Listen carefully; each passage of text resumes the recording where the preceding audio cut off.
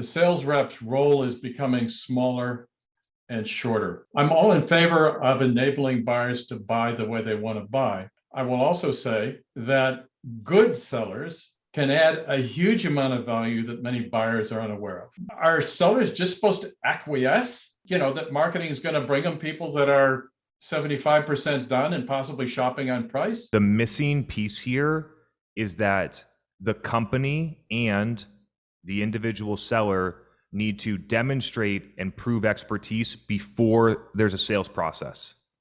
Right? And that's what people are missing. People are always trying to go right into the sale, right? 3 years ago, if I was cold calling CMOs, 0 people would want to talk to me.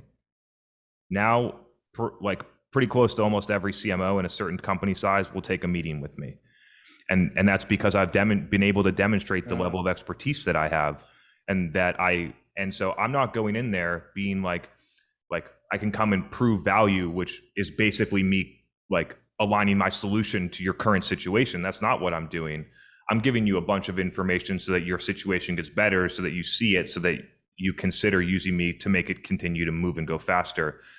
And that's the missing piece in enterprise sales, because they just try and move someone right into the meeting in the sale when someone's not ready. They need to put that information out on the internet. They need to let people get value from it. They need to demonstrate credibility and build trust, and then it happens. So that can be at the marketing level, that can be at the individual seller level, that could be at the sales team level, or solutions engineer, whatever you want. The seller that you described was really more like a solutions consultant than a sales rep that can put together a custom solution, understand the problem, do things like that. That's the short answer. And it's something that almost every company struggles with, because in order to really do it, you need to separate from the outcome, and you need to separate from your product. You need to be customer centric, not my product centric into the customer's world. Now, that's a very different mindset than most sellers have, because most sellers, when they're out on social media, they're promoting themselves. They're doing lead gen.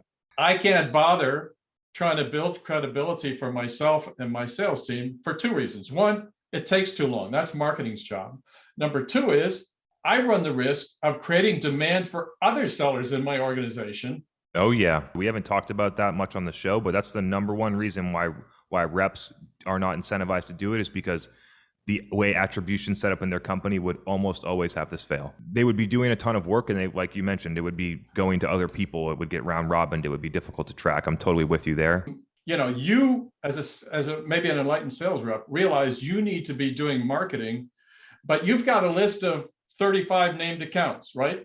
What's the chance that the marketing you do is going to benefit you in one of your 39 accounts? Chances are probably 10 to 1 that the interest that you create is going to roll into somebody else's account. They're going to get the opportunity, and everybody's going to criticize you for screwing around with marketing. It's unbelievable. Sellers need to not fixate on being so short term and just trying to reap all the opportunities that are ready to close within the next 6 months. They need to do more marketing.